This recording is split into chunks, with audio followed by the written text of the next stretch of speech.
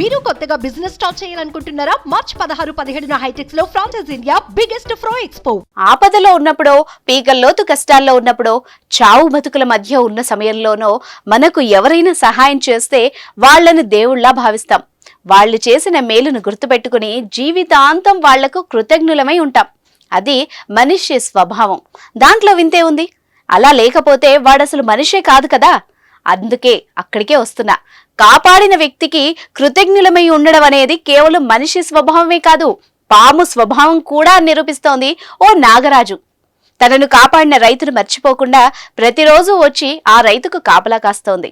ఎవరికి ఎలాంటి హాని తలపెట్టకుండా తనను కాపాడిన రైతును చూస్తూ రోజంతా అక్కడే గడిపి రైతు సాయంత్రం ఇంటికి వెళ్ళాక ఆ పాము కూడా అడవిలోకి వెళ్ళిపోతోంది. ఇలా 1-2 రోజులు కాదు, దాదాపు 1 ఏడాది కాలంగా ఇదే తంతు జరుగుతోంది. అస్సలు నమ్మబుద్ధి కావట్లేదు కదా.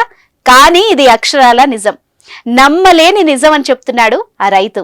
అదేంటో ఇప్పుడు చూద్దాం.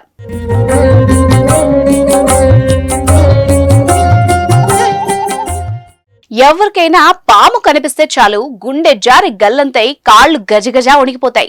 కాపాడుకునేందుకు పరుగులు పెట్టడమో లేదా ఇంకొందరైతే ఆ పాముని చంపేయడమో సాధారణంగా చూస్తూ ఉంటాం. అయితే మనం ఎంత భయపడతామో పాములు కూడా మనిషిని చూస్తే అంతకంటే ఎక్కువగా భయపడతాయంట. ఆ పాము తనను తాను కాపాడుకునేందుకు కాటు వేస్తుందన్నది నిపుణులు చెప్పే మాట.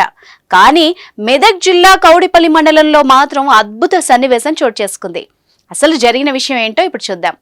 కౌడిపల్లి మండలం బుజరంపేట కూకట్లపల్లి శివార్లో కర్నె హరీష్ రెడ్డి అనే రైతుకు మామిడి తోట ఉంది. ఆ తోటకు కంచెను ఏర్పాటు చేశాడు హరీష్ రెడ్డి. ఓ రోజు ఆ కంచెలో నాగుపాము చిక్కుకొని ఉండడం గమనించాడు హరీష్. సాధారణంగా ఎక్కడైనా పాము కనిపిస్తే అక్కడి నుంచి పరుగులు పెడతాం, లేదంటే ఆ పామును పరుగులు పెట్టించడమో చేస్తాం. కానీ హరీష్ రెడ్డి మాత్రం ఆ 2 పనులు చేయలేదు. పామున్న పరిస్థితిని గమనించాడు. కంచెలో ఇరుక్కుపోయి ఉండడాన్ని చూసిన హరీష్ రెడ్డి పాముకు ఎలాంటి హాని కలగకుండా అందులో నుంచి బయటకు వచ్చేలా చేశాడు. దీంతో ఆ పాము కూడా బయటకొచ్చి హరీష్ రెడ్డికి ఎలాంటి హాని తలపెట్టకుండా వెళ్లిపోయింది.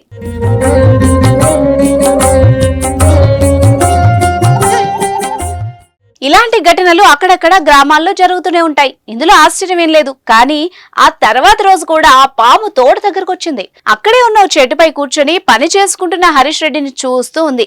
అతను సాయంత్రం ఇంటికి వెళ్లే వరకు ఉండి ఆ తర్వాత అక్కడి నుంచి వెళ్లిపోయింది. ఇలా ప్రతిరోజు రావడం, ఎవరికి ఎలాంటి హాని తలపెట్టకుండా హరీష్ రెడ్డిని చూస్తూ ఆ చెట్టుపైనే ఉండడం, చీకటి పడగానే వెళ్లిపోవడం సర్వసాధారణమైంది. ఈ తంతు సుమారు 1 ఏడాదిగా జరుగుతుండడం ఆశ్చర్యం కలిగిస్తోందని గ్రామస్తులు చెప్తున్నారు.